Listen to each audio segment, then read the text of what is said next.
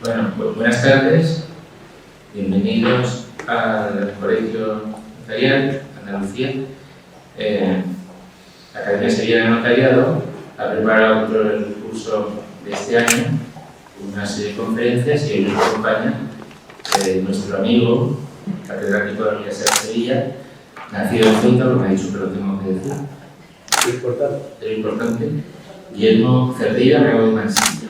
Entonces, a la hora de presentar al conferenciante, pues el problema es que decimos, porque han publicado 100 y pico de artículos en revistas, 60 y tantas colaboraciones también, libros, y además es curioso porque es una persona con unas inquietudes muy variadas.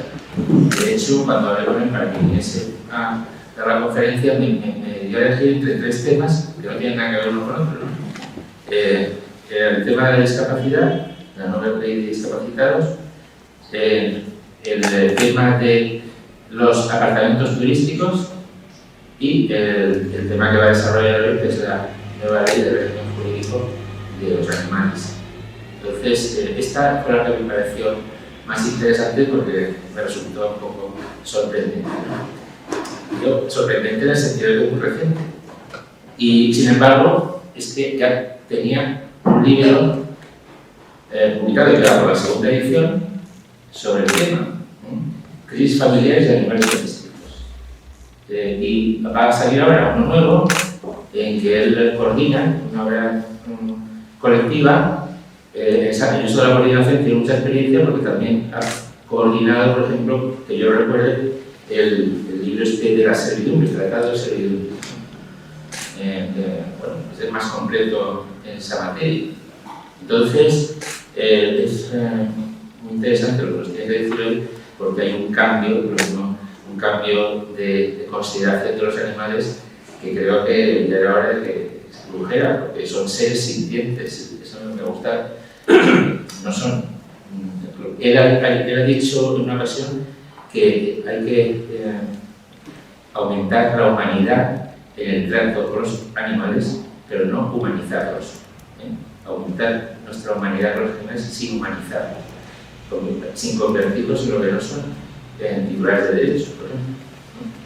Pues nada, le cedo la palabra y seguro que va a hacer pasar una buena. Muchas gracias.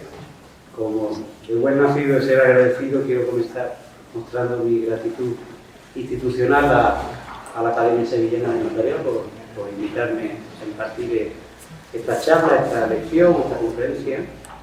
Y personalmente quiero también... Sí. Claro. Quiero mostrar mi gratitud en lo personal también a los presentes que han decidido venir aquí en lugar de... igual han acabado, en lugar de ir a los toros en la maestranza, sobre todo para escuchar el tema del que vengo a hablar. Y en esto, en la elección del tema, así se me oye bien, le agradezco también personalmente a Aranguren que haya aceptado dentro de los propuestos que vengo a explicaros, lo que yo creo que demuestra cierta valentía por parte de Aranguren, no sé si también mía o imprudencia por el tema, porque en principio puede que parezca sorprendente, irónico, frívolo o incluso creo que a algunos le puede resultar hiriente. Comprenderéis que, como he decidido yo elegir el tema, no voy a vivir ninguno de esos calificativos. Hiriente sería si en vez de venir a hablar de los aspectos notariales de la ley de animales, invirtiendo los términos, me pusiera a hablar de los aspectos animales de la ley del notariado. Eso sí sería hiriente. Porque una reforma que ha afectado a muchísimos artículos del Código Civil, algunos de la ley hipotecaria, también de la ley de enjuiciamiento civil. Una reforma que afecta al propio concepto de cosa y de bien, que afecta a la propiedad, a la compraventa, al derecho de sucesiones, a la hipoteca, a la prenda, a las crisis matrimoniales y familiares en general, que como sabéis, cuando hay acuerdo de hijos menores o mayores con discapacidad, interviene en notario. Como una ley, una reforma legislativa de ese tipo no va a afectar al notariado. La pregunta no es si afecta o no afecta esta ley al notariado, sino en qué medida, con qué alcance. Y en este sentido, antes de entrar en faena, o mejor dicho, quiero hacer una aclaración, aclarar un malentendido que creo que ha originado esta ley. Al menos en esta ocasión no ha sido una ocurrencia del gobierno. Ya desde hace mucho tiempo que hay una nueva realidad social y política, un nuevo principio general del derecho, el principio de protección del bienestar del animal, porque el animal, como ha dicho Aranguren, ya no es una simple cosa, es un bien, es un ser sensible, un ser sintiente, un ser vivo dotado de sensibilidad. Así lo proclama nada más y nada menos que lo que podría considerarse nuestra Constitución Europea. El Tratado de Funcionamiento de la Unión Europea, en su artículo 13, consagra la necesidad de proteger el bienestar del animal como ser sintiente. Y a ese principio han respondido ya otros países reformando sus códigos civiles. Alemania, Austria, más recientemente Francia, Portugal, incluso fuera de la Unión Europea, pero dentro de nuestra Europa, Suiza también ha hecho una reforma. En varias de ellas se ha inspirado nuestro legislador. Antes de la reforma actual, reciente, que fue de diciembre y entró en vigor, como sabéis, el día antes de Reyes Magos, ya había muchas leyes en España, estatales y autonómicas, que protegían el bienestar de los animales, sobre todo de compañía. El propio Código Penal, en 2005, introdujo el delito de maltrato de animales domésticos. Y el bien jurídico protegido, sobre el que siempre discuten los penalistas, es considerado el bienestar del animal. A todas esas normas se une hoy el Código Civil, el derecho privado, que es el derecho del pueblo. Como se ve a la vista de ese panorama nacional e internacional y que afecta a varias ramas del derecho civil, penal, administrativo, no creo que haya duda de que estamos ante un nuevo principio general del derecho, el de protección del bienestar del animal. Y que como tal principio general del derecho, no olvidemos, no solo debe inspirar, informar al legislador para hacer reformas legislativas, también nos debe servir a nosotros para interpretar las normas. Las normas hayan sido o no reformadas por el legislador, porque no todo lo ha tocado, pero habrá cosas que sí debamos nosotros retocar por vía interpretativa a la luz de ese principio general del derecho. ¿Y hasta dónde ha llegado la reforma del Código Civil, inspirada en ese principio general del derecho? Aquí es otra aclaración que quiero hacer, porque hay otro malentendido que aclarar. ¿Se ha convertido a los animales en personas? Hay quien piensa en él así. De hecho, uno de los partidos políticos, Vox, desde un principio se negó a que incluso se tramitara esta ley. También se ha negado que se tramita un anteproyecto que se ha presentado por parte de Podemos, diciendo repetidamente a lo largo de la tramitación parlamentaria que con esta ley se humanizaba al animal y se deshumanizaba al hombre. Otros, en una posición más moderada, consideran que con esta reforma y la venidera los animales van a dejar de ser cosas, pero tampoco van a llegar a ser personas. Se crea una especie de tertium genus, de tercera categoría, entre personas y cosas donde estarían los animales. En mi opinión, yo creo que esta reforma aprobada y la posible que se va a aprobar antes del verano no llega ni siquiera a eso. Si vosotros veis, porque voy a ahorrar tiempo en lectura de los preceptos, el epígrafe segundo de la exposición de motivos del preámbulo de la ley y los nuevos artículos 333 y 333 bis del Código Civil, vais a ver que aunque en apariencia el legislador quiere apartar a los animales de la clásica categoría de los bienes y de la clásica distinción entre bienes muebles y bienes inmuebles, al final termina diciendo que aunque sean seres sintientes, se siguen sometiendo, aunque sea de forma supletoria y subsidiaria, al régimen de las cosas, al régimen de bienes. Lo que ha hecho esta reforma es convertir a los animales en bienes singulares. Han dejado de ser simples cosas y se han convertido en bienes singulares que hay que proteger, cuyo bienestar hay que proteger. Como sucede con el patrimonio histórico, artístico, con la propiedad intelectual, con la propiedad industrial, que no dejan de ser bienes. Por ejemplo, son muchos los preceptos del Código Civil que se han limitado en su reforma a añadir junto a las palabras bienes, derechos, cosas, la palabra animales, como si fuera algo distinto. Pero los animales siguen siendo objeto de apropiación, objeto de propiedad, objeto de posesión, objeto de cualquier otro derecho, objeto de cualquier negocio jurídico, compraventa, hipoteca, prenda, testamento, es decir, que siguen siendo bienes apropiables e intracomercio. Otra cosa es que los derechos que se tengan sobre los animales sean derechos especiales.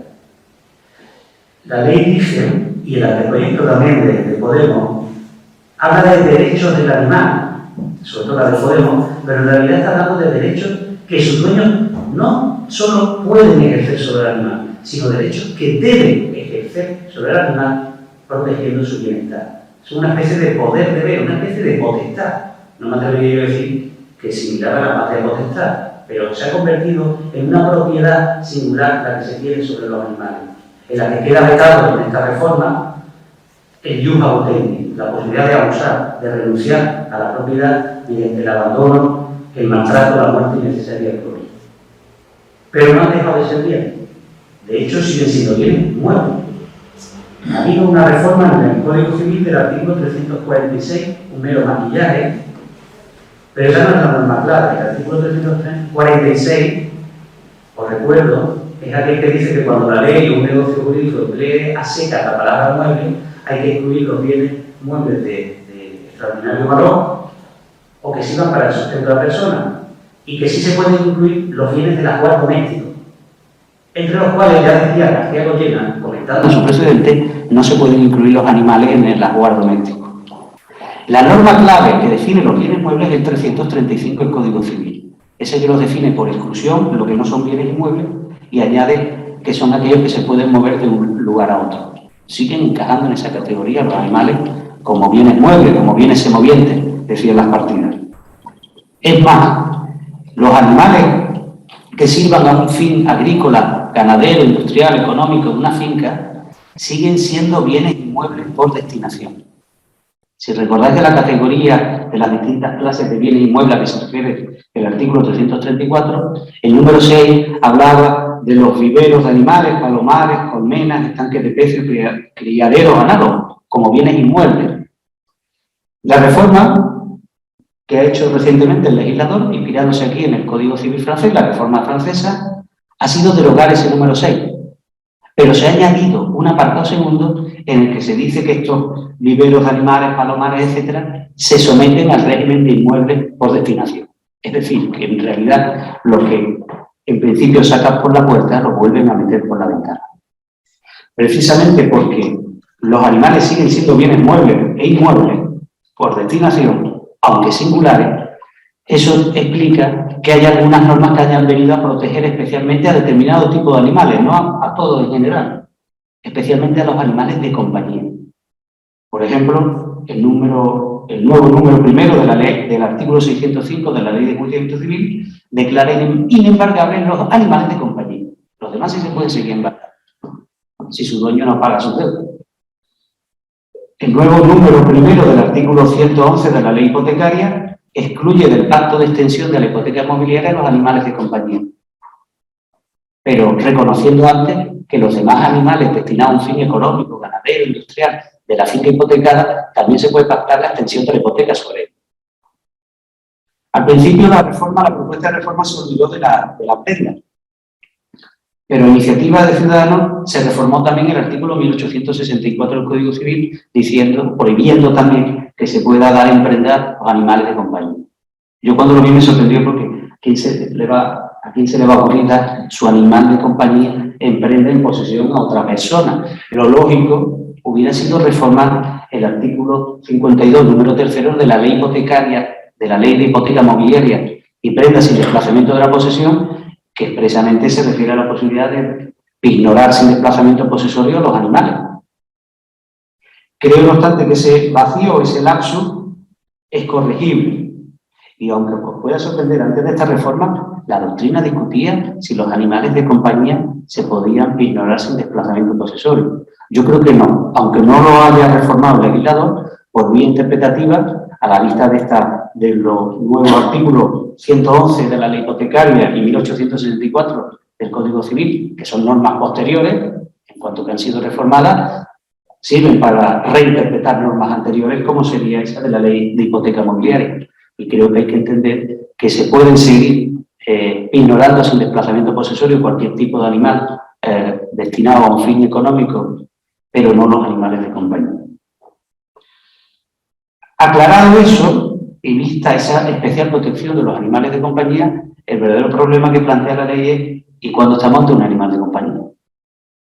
La ley española, la ley de reforma, no dice nada al respecto. Si acudimos a la legión, a la playa de leyes autonómicas que hay sobre protección de animales de compañía, hay puntos en común, pero también los hay visibles, porque hay leyes autonómicas que solo se refieren a los animales de compañía, otras que solo hablan de animales domésticos, otras que consideran los animales de compañía como subtipo de animal doméstico, así sucede con la vigente de momento ley estatal de protección del bienestar animal, y hay leyes autonómicas que al contrario consideran los animales domésticos como un subtipo de animal de compañía. Yo creo que la clave está en dos normas que son posteriores a todas estas y además yo creo que de rango superior porque están en la jerarquía por encima o bien porque es norma supletoria. Esas dos normas son, una, el Convenio Europeo de Protección de Animales de Compañía, celebrado en Estrasburgo. Es verdad que se celebró en Estrasburgo en 1987, pero fue ratificado y publicado en el BOE en el 2018. Por tanto, es una norma posterior a todas aquellas. Y en ella, en su primer artículo, se define al animal de compañía como todo aquel que sea tenido o esté destinado a ser tenido por el hombre, en particular en su propia vivienda, para que le sirva de esparcimiento y le haga compañía.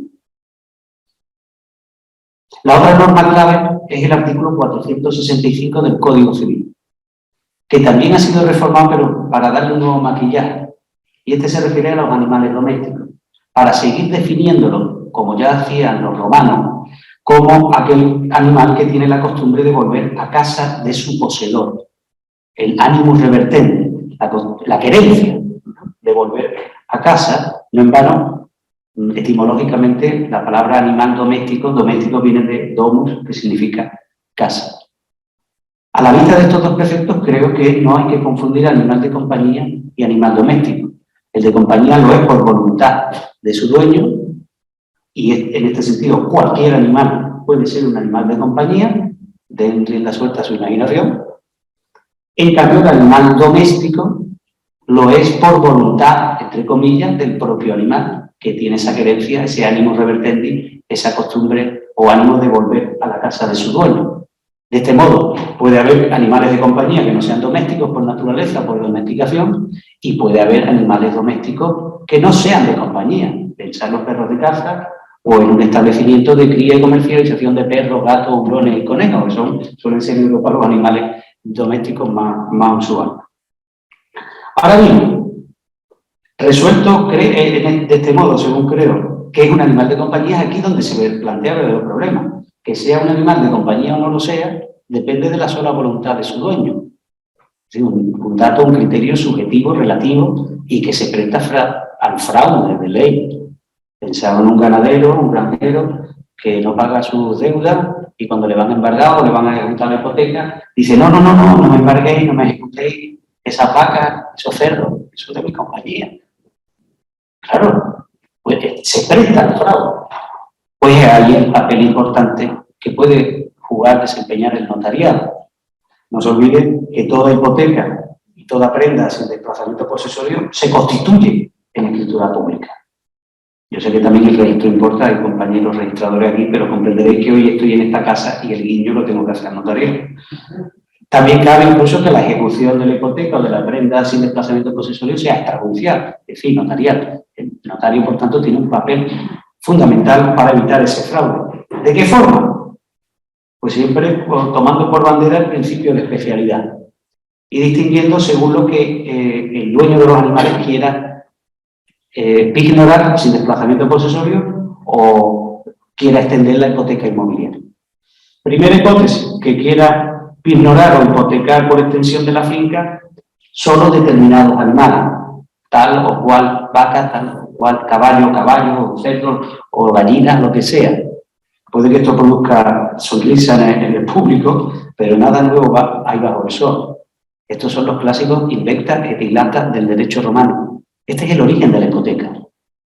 Aquel caso en que el agricultor, el granjero, que no tenía propiedad inmobiliaria, lo único que tenía sus aperos y algunos animales era lo que podía ofrecer en prenda. Y eso es lo que prevé hoy el artículo 52 de la Ley de Hipoteca Mobiliaria. Si atendemos a la ley de hipoteca mobiliaria, se exige que para que se escriture esta prenda, o pensemos en la hipoteca, en la extensión hipotecaria del 111, se indique el nombre, especie del animal y el status quo, el inmueble en el que se encuentra. Lo cual no siempre es así porque hay ganado transhumante que no tiene una tierra fija.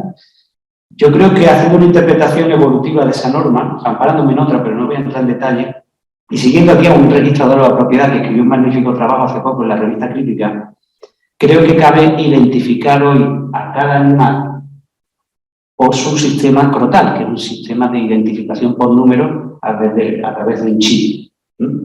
Y creo que así se debe inscribir en el registro de bienes muebles. La otra hipótesis es que se quiera extender la hipoteca inmobiliaria o que se quiera ignorar sin desplazamiento posesorio un colectivo de animales, un ganado, un rebaño, una piara. Tampoco nada nuevo y bajo el sol. Esto es el Pignus Grey que recogía el digestro del emperador Justiniano, recogiendo un texto de Marciano. Y los mismos problemas plantea la ley de hipoteca mobiliaria y la ley hipotecaria cuando permite la posibilidad de que se hipoteque o se pignore un ganado. Lo advertía hace mucho uno de los redactores de la ley de hipoteca mobiliaria, el maestro Valle de Goitisolo. Se preguntaba lo siguiente sobre este supuesto. ¿Comprende la prenda sin desplazamiento el rebaño, la yeguada o la vacada, con las cabezas existentes al constituirla, las que después nazcan de ella, sin incluir las agregadas posteriormente, pero nacidas en el rebaño, o también estas deben entenderse incluidas? Además, ¿cabe la posibilidad de enajenar algunas cabezas si pueden ser sustituidas con las nacidas o con las que se agregan al rebaño?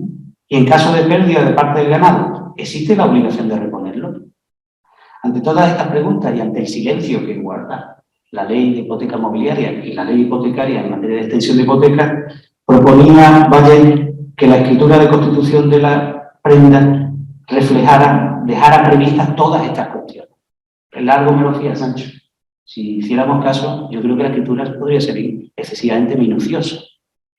Yo no creo que sea necesario hacer una escritura tan detallada, aunque tampoco creo aconsejable la práctica tan habitual hoy día, sobre todo tratándose de escrituras de extensión de hipoteca, limitándose la escritura a remitirse al 111 o al 52 de la ley de hipoteca mobiliaria. Ni siquiera creo que sea suficiente reproducir como a veces se hace el contenido de esos preceptos. Eso es legal, es válido, lo ha declarado en varias ocasiones el Tribunal Supremo, pero mi modo de ver es inseguro porque no resuelve esas dudas que planteaba Valle, que en el fondo son riesgos de fraude también. En su lugar, creo una solución intermedia entre ser demasiado prolijo en la escritura o ser demasiado conciso. Creo que bastaría con que en la escritura se haga referencia, mención del número, del volumen, del número de cabezas y de la especie de ganado, porcino, vacuno, bovino, lo que sea, que se quiera ignorar o al que se quiera extender la hipoteca. Porque determinado ese número, ese volumen habrá de mantener su dueño y así queda la garantía hipotecaria penalaticia asegurada. Otro tema importante en la reforma que influye en el notariado, o en la que puede jugar un papel importante el notariado, el derecho de sucesión. ¿Qué sucede tras la muerte del dueño del animal? ¿Quién se queda con la tenencia y quién se encarga de cuidarlo? En este punto, por influencia del Código Civil suizo, durante la tramitación parlamentaria de la ley, se introdujo un nuevo artículo 914 bis en el Código Civil. Como estoy haciendo con los demás, no lo voy a leer tampoco para ahorrar tiempo.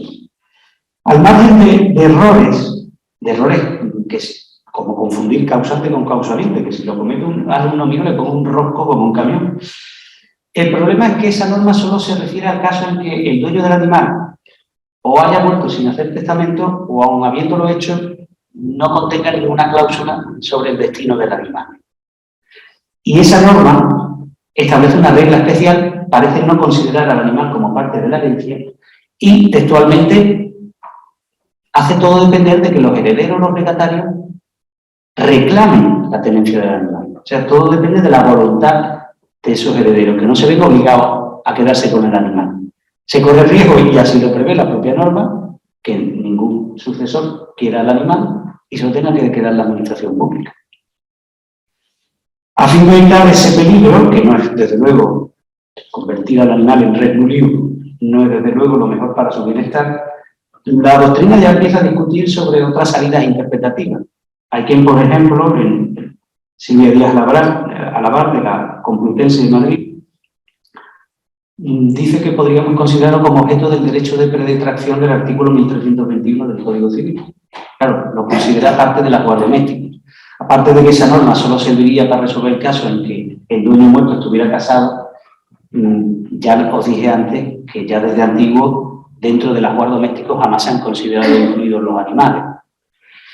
Hay un notario, Mariño Pardo, que considera que el animal, sobre todo pensando en el animal doméstico, debería considerarse como parte de la vivienda, como parte mobiliaria de la vivienda. Y acude de nuevo al 346, que sin embargo, insisto, no permite entender como incluidos de las guardas domésticos los animales.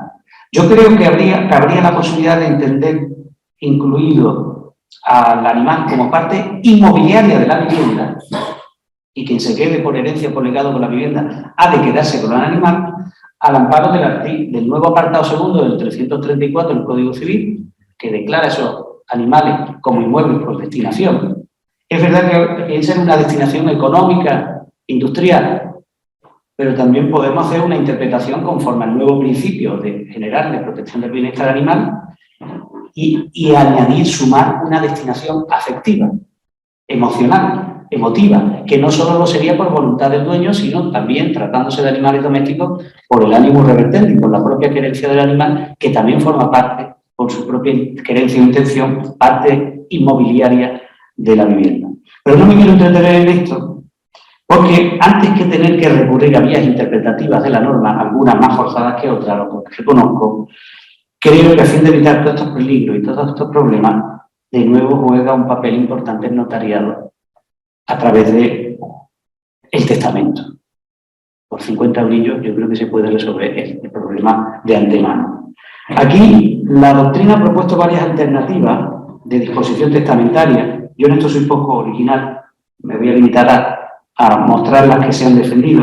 Algunas, desde luego, son más complejas y discutibles. Hay quien defiende, por ejemplo, una especie de fideicomiso de residuos, parecido al pet trust anglosajón, pero claro, es una figura de difícil encaje en nuestro ordenamiento.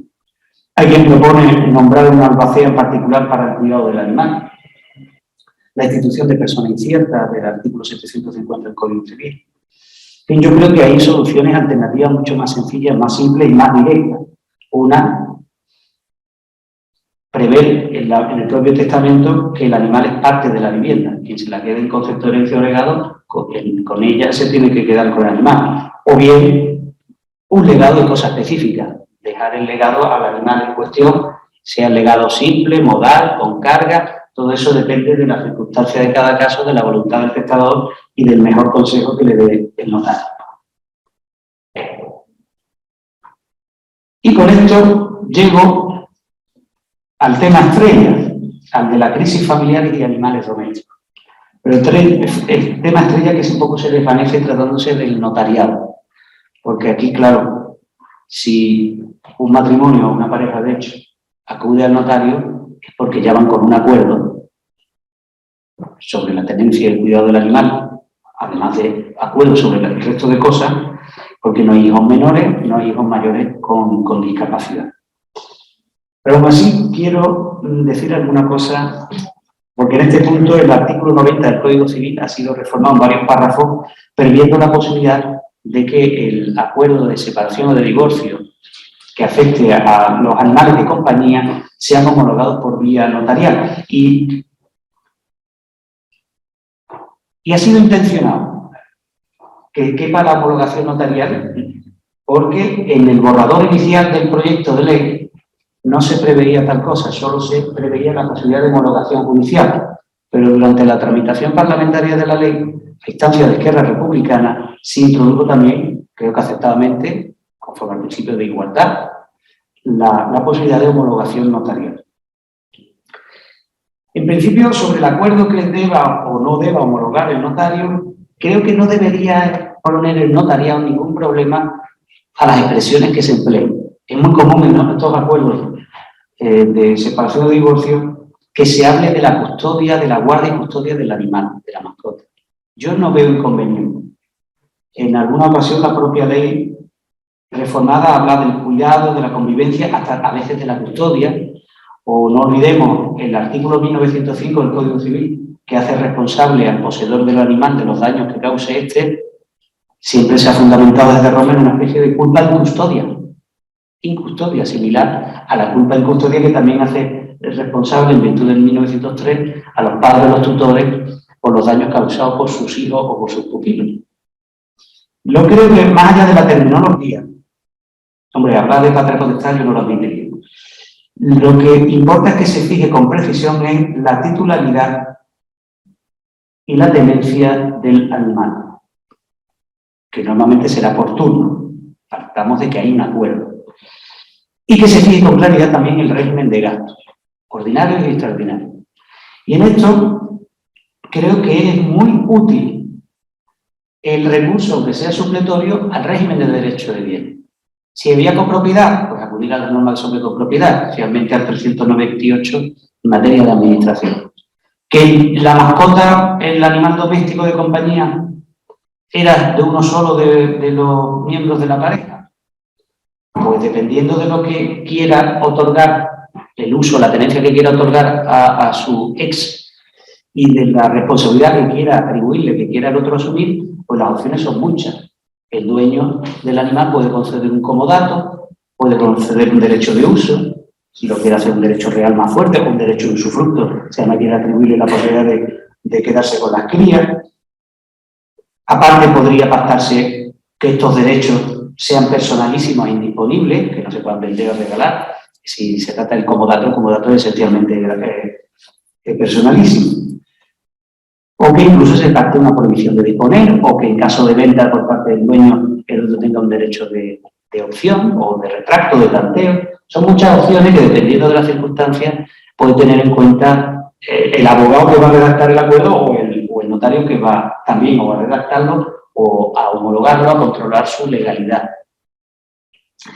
Y este recurso, precisamente, aunque supletorio y subsidiario del régimen de bienes, va a permitir que el notario subsane un lapso, una laguna que ha cometido el legislador. Y es que en materia de crisis familiares, en el artículo 90 y siguientes que ha retocado, solo habla de los matrimonios. Una vez más, ha dejado olvidado a las parejas de hecho, que suelen ser las más conflictivas a la hora de discutir sobre la tenencia y el cuidado de la mascota cuando entran en crisis y rompen. Pues gracias a este recurso al régimen de bienes, creo que las parejas de hecho, al menos si hay un acuerdo, pueden acudir a la vía notarial. Consabido que las normas sobre matrimonio no se pueden aplicar a las parejas de hecho por falta de analogía, me parecería muy apurado pensar que de igual modo que se aplican directamente a las parejas de hecho las normas sobre separación y divorcio cuando hay hijos comunes, no porque haya analogía entre el matrimonio y pareja de hecho, sino porque a los hijos por exigencia del principio de igualdad se les aplica directamente esas normas, apurado me parecería a mí pensar también de igual modo que habría que aplicar esa norma directamente cuando haya un animal de compañía de por medio, se trate de una pareja casada o no. Por eso creo que el recurso supletorio al régimen de bienes, con la ayuda del notario, puede resolver el problema.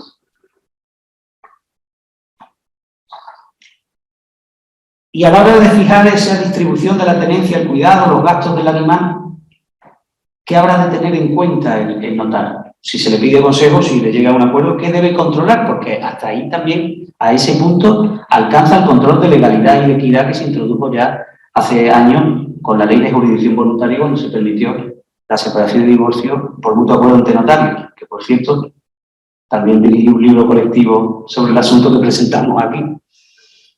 Pues aquí las normas dicen que lo que ha de tener el notario en cuenta son los intereses de los miembros de la familia y el bienestar del animal. Y tampoco es casual. Ese control no estaba previsto, pero como digo, por iniciativa de izquierda republicana así se introdujo. Claro, el problema es, ¿y qué es eso del bienestar del animal? Como buen principio general del derecho, es un concepto jurídico indeterminado.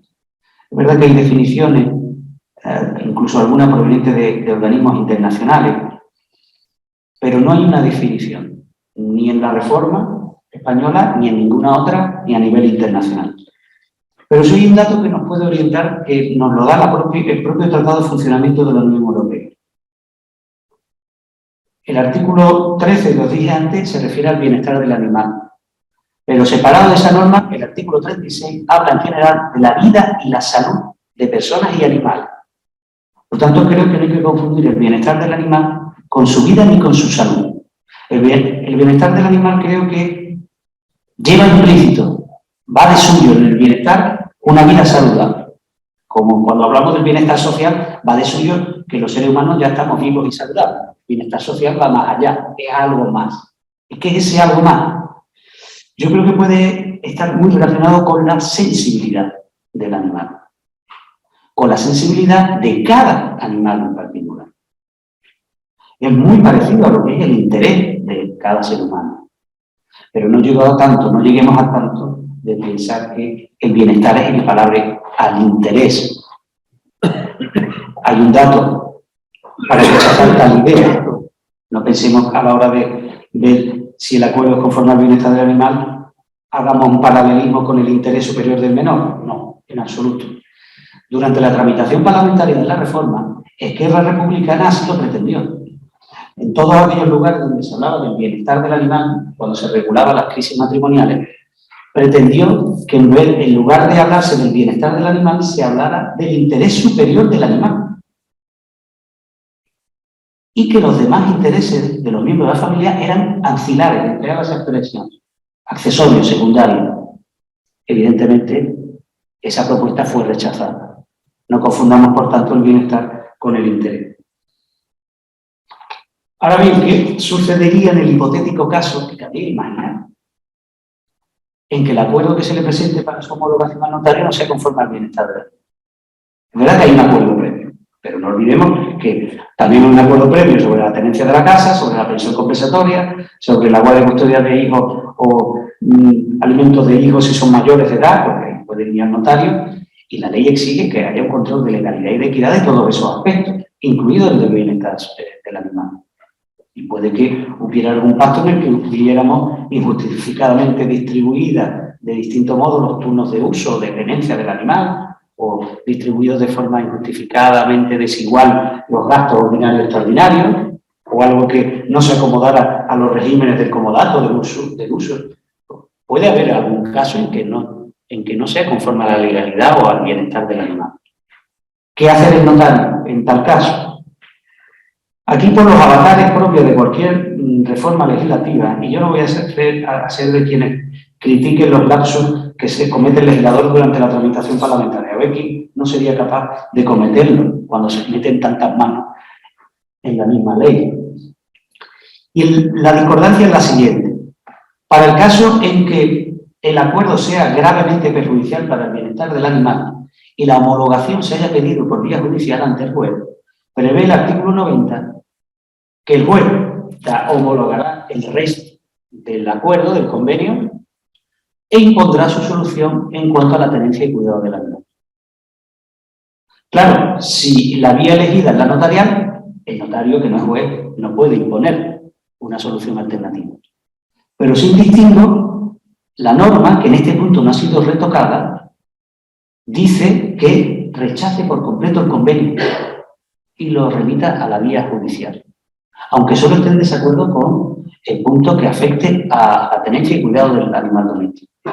Yo creo que por razones de igualdad, de coherencia interna, que se vea a la vista de lo desordenado que fue la tramitación en este punto, yo creo que ese lapsus, que es un mero lapsus lingüe, hay que subsanarlo, permitiendo también al notario que solo rechace la cláusula que afecte a la tenencia y cuidado del animal y homologue el resto del convenio regulador.